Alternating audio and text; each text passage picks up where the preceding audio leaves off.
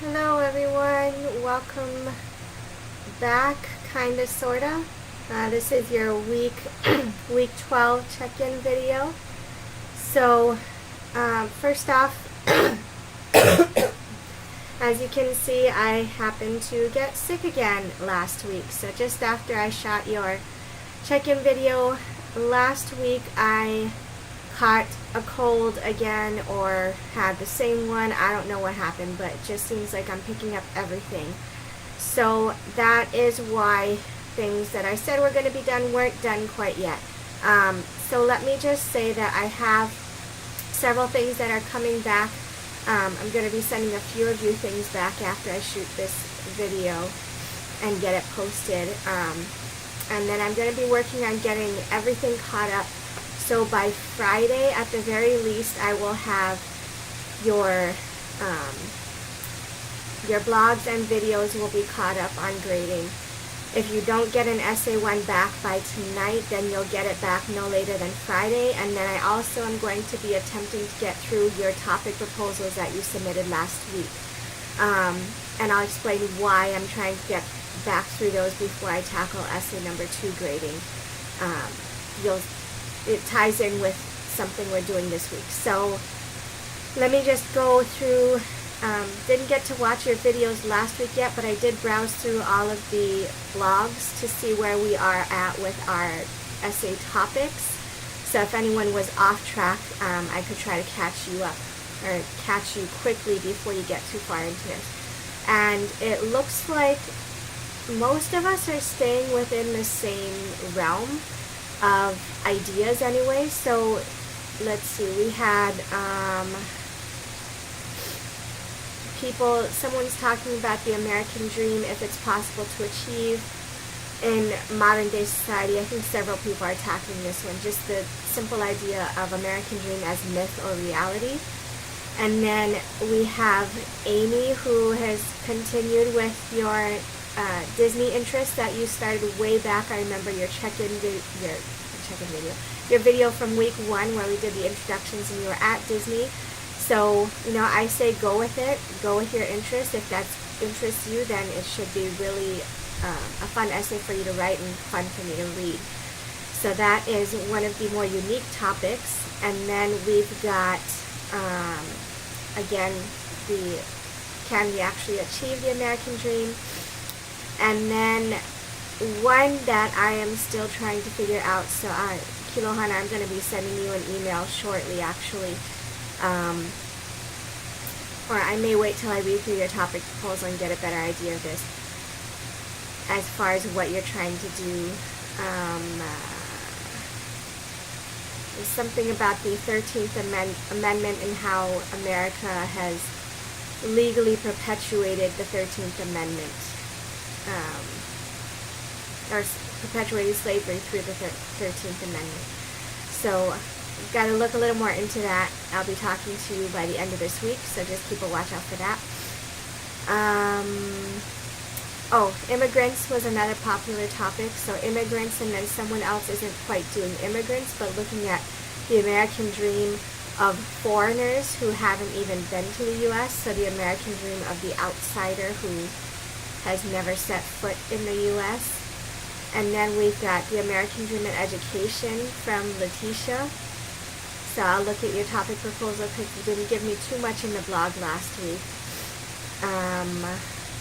And then the American Dream in Race, which is quite interesting. And if any of you perhaps, in lieu of what happened this week, maybe took an interest in the election and the results that were quite shocking to, I think, the entire world, then I would definitely say, if you'd like to change your topic and do something like that, or something that maybe just popped up this week, let me know as soon as possible, because I'm going to be asking you to likely redo some of the things you've already done. So that's an open possibility if you want to take it. But if you're happy with what you've got, I do not see any major issues, anyone that I would turn down and say you can't write about that at the moment.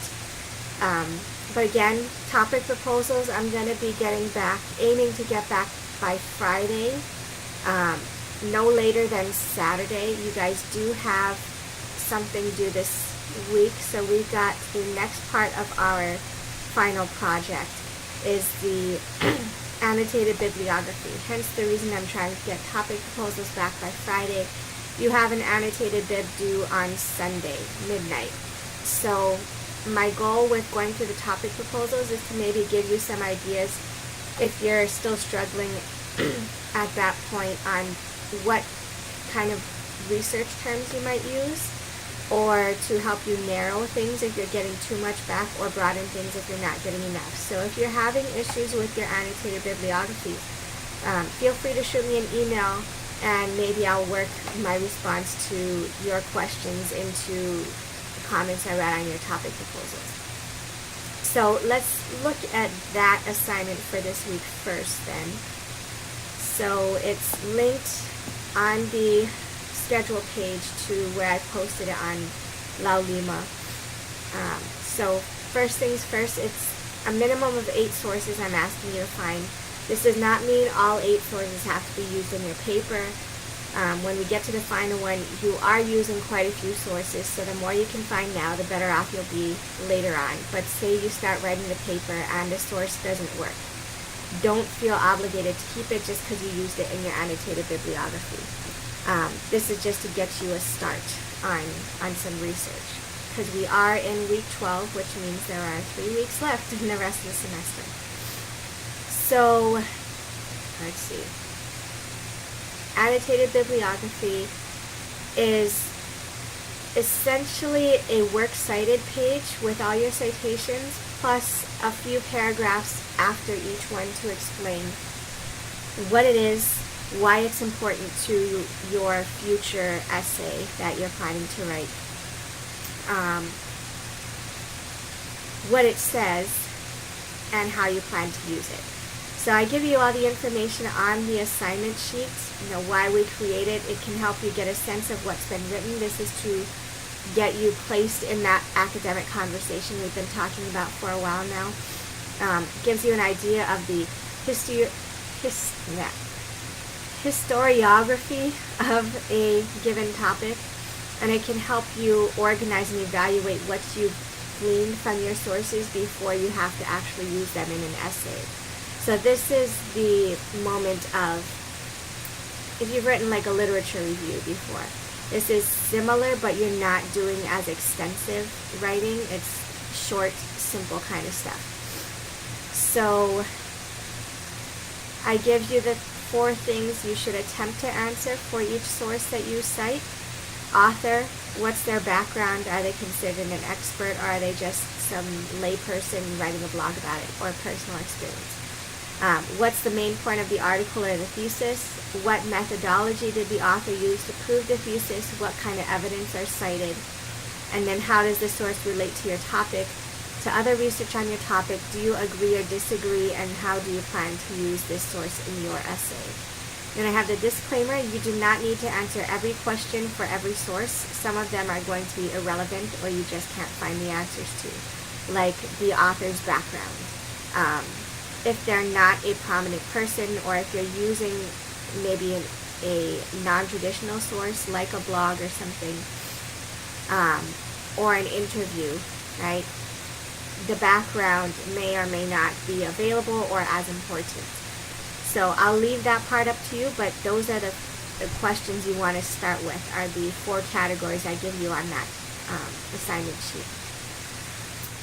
And minimum 8 sources. Your final essay is going to require 6 to 8. So if you find 8 awesome sources for this annotated bibliography, then your research for that last paper could possibly be done if you find that you don't need any additional source material. So like the last time with the topic proposal, I give you a sample of, or somewhat sample, like a to do or to not do for a annotated bibliography. So I give you the first one, a useful annotation. So this is a citation about a source on Cuba. And so they mention one sentence who the author is, what her background is, why she might be a valid person to use as a source, and then they talk about her two main arguments, what she uses, newspapers, letters between military leaders, speeches, and then they have a little bit about why it would be useful. Gender is relevant to my topic, what she argues about gender, and then they even find the loophole where I can fit in here. She downplays the role of sex and racial attitudes. So here's an in for my topic kind of thing.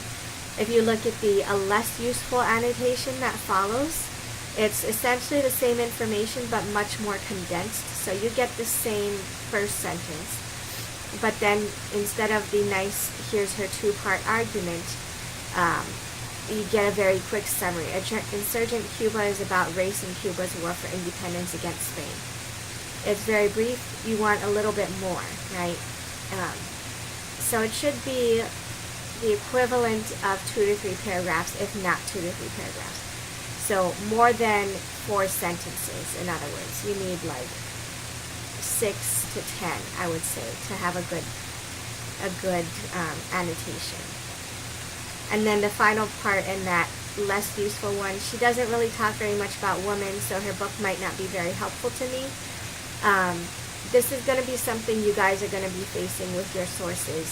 There might be one section in a 200-page book that discusses what you need, and that section might be 3 pages, right? So you can mention that there's a brief discussion of something that's useful for you. But say you are going to be talking about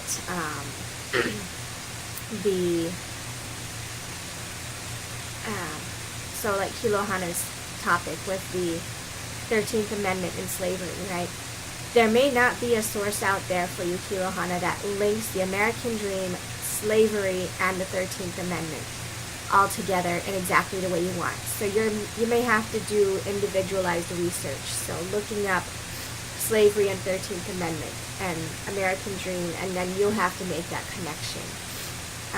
It's going to be a lot like the situation you faced with essay number 2, where there were no sources that you likely were able to find about Plantation Boy, but you could find something about the race or about the pidgin language, and you drew the connection to the story. So that was essentially practice for this final essay. We're doing a lot of scaffolding in this class if you haven't noticed yet. So that is the next step in our last essay for the semester.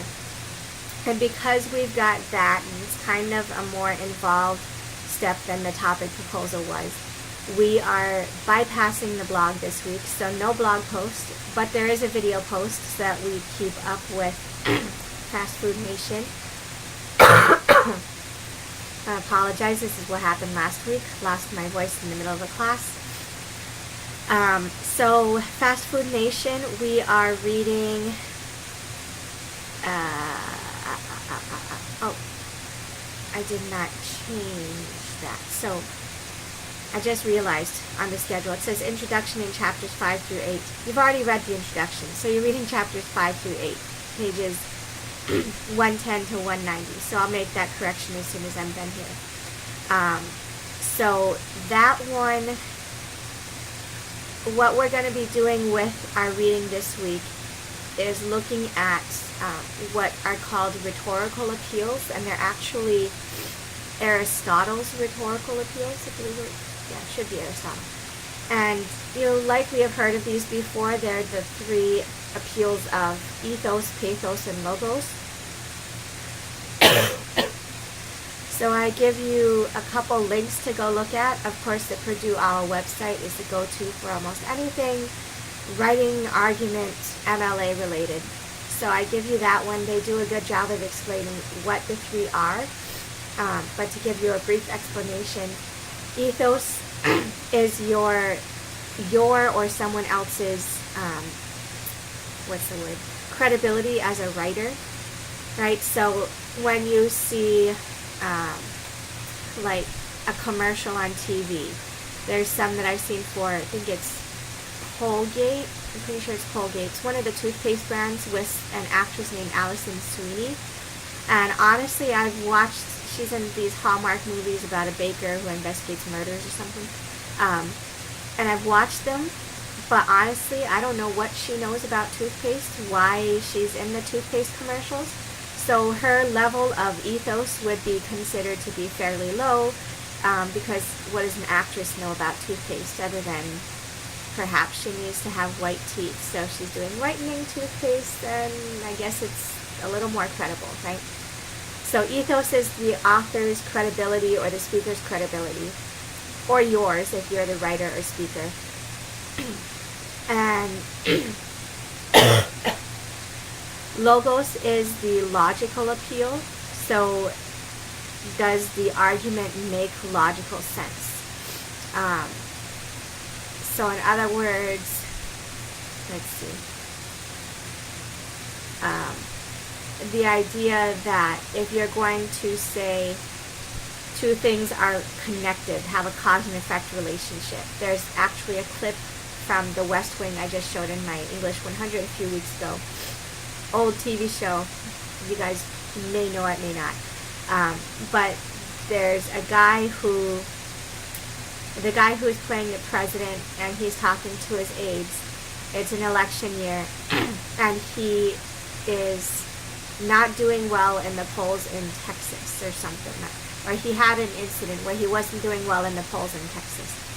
And one of his aides says that the reason he didn't do well was because he made a comment about the hats in Texas, and he doesn't look good. He doesn't go to Texas because he doesn't look good in funny hats. And then his poll results in Texas were horrible, dismal polls. And he makes this argument that the two things are not directly connected, using a logical fallacy called post hoc ergo propter hoc. This, therefore, no, what is it? Post hoc. Something about, I have to look it up.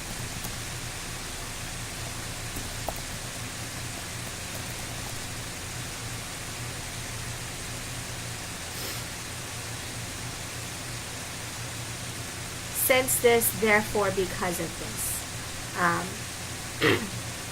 Has a better phrasing than that. After this, therefore, because of this. That sounds like it.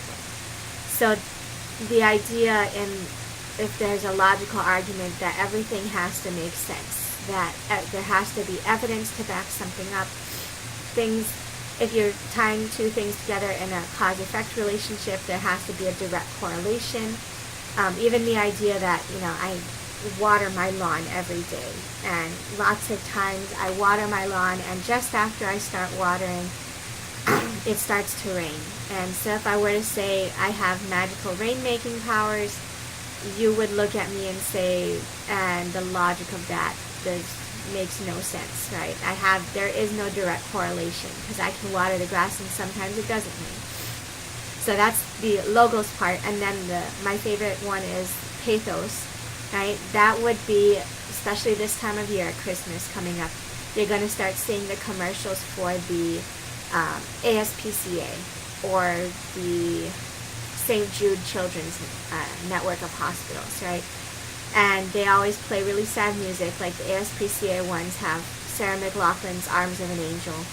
And they show the sad puppies and the sad kittens, and their eyes are all watering, and their little puppy eyebrows are drawn together, and it really pulls at your heartstrings. So those kind of commercials are using the rhetorical appeal of pathos, which is an emotional appeal, pulling at your heartstrings to get you to do something or feel a certain way, to call you to action to do something. So, let's see. What you're going to be doing with these, once you look at the Purdue OWL, and then there's a yourdictionary.com page that has examples of the three, you're going to be looking back at Fast Food Nation and Eric Schlosser's attempts to use these appeals. So first thing you're going to do, and this is your video again, we're not doing a blog this week. So in your video, explain the rhetorical appeals in your own words, and then come up with examples like I just did but from your own life. So you cannot use any of the ones that I just mentioned. You have to come up with ones that you see or hear yourself.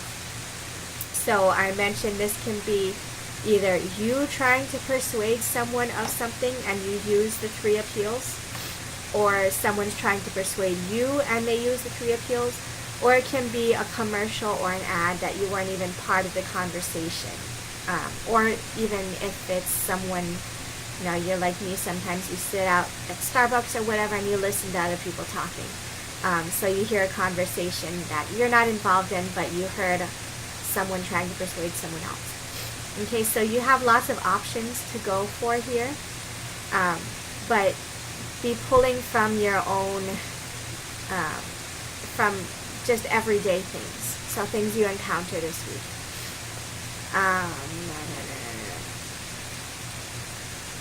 And so I ask you to describe one situation for us and break down how the speaker or writer or ad creator or whatever it might be used one or more of the rhetorical appeals to argue his or her point or persuade his or her audience members. Okay? And then the tie back into Fast Food Nation is to go to your book now. It's not a novel, it's too long. Go to your book and go anything from the beginning of the book to chapter 8. So introduction to chapter 8, where we are at this week, and find a minimum of 1 example per rhetorical appeal. So 1 for ethos, 1 for logos, and 1 for pathos. And then explain how you saw Schlosser making a rhetorical appeal in each example. So don't just read me the quote, but explain why is this a logical appeal? Why is this an emotional appeal? Why is this an appeal to authority or an ethical appeal? Ethos, right? Credibility.